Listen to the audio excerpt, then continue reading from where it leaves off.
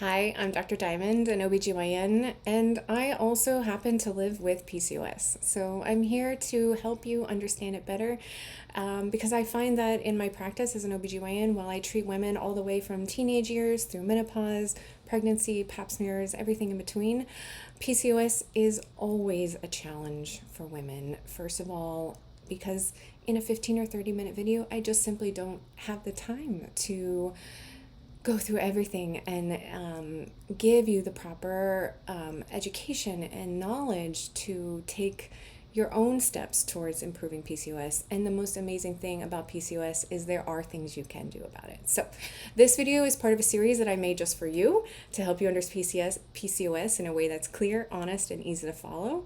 Let's start with something important. This video is educational only. I'm not your doctor. So please work with your own doctor before making any medical decisions. All right, let's get into it. So what is PCOS? PCOS stands for Polycystic Ovarian Syndrome. Now, it's a very old term. We have a lot of potentially newer, better names for it, but that's what we've got right now. So the ways to diagnose it, there's three criteria. You may have heard these before, but just to go through them. The first is that your periods are irregular.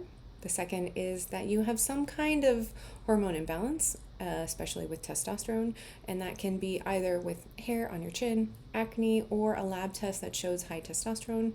And the third is on an ultrasound, your ovaries may look a little different, hence the polycystic ovaries in the name. So, what's happening in the body is that the hormones are out of balance. You may not necessarily ovulate regularly, therefore your periods are a little imbalanced, and then you get the symptoms of all the hormone imbalance. While you don't need all three of those to have PCOS, two is enough. Some women do have all three, but this is how we diagnose PCOS in the office. And just so you know, PCOS is incredibly common, and you really deserve answers. So that's what I'm here for today. All right. So why do we care about PCOS? You have to think about PCOS as more than just periods and perhaps not even being able to get pregnant.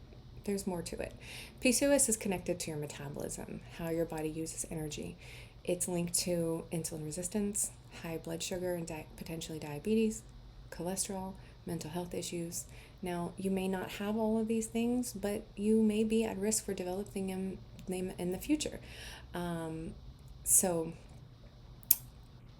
It's possible that if you go without a proper diagnosis of PCOS, then you may go without knowing that you have all these risks for years.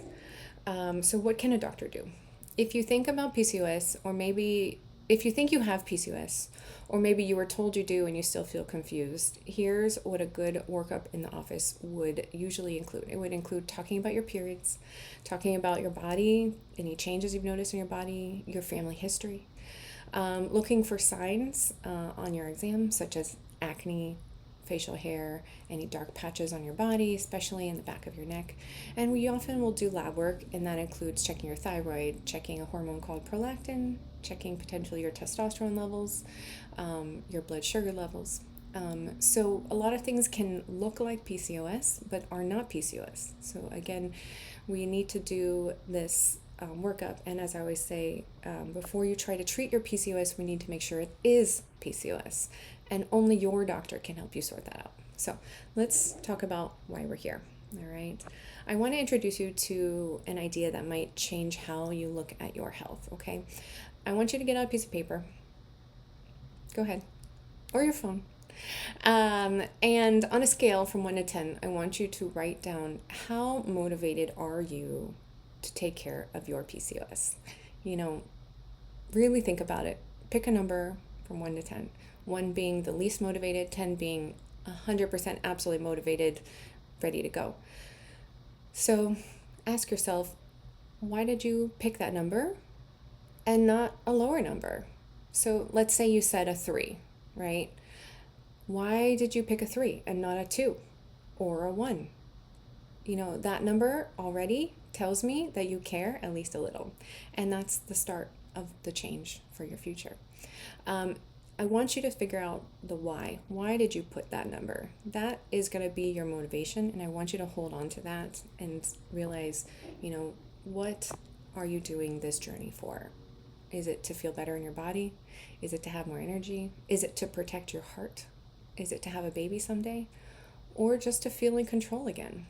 No, there's no wrong answer. This is really just for you. So, knowing your reason, though, makes everything you do more powerful. All right, so what's next? In the next video, we'll talk about what PCOS has to do with food, movement, lifestyle, and how you can actually change your hormones and not just your weight.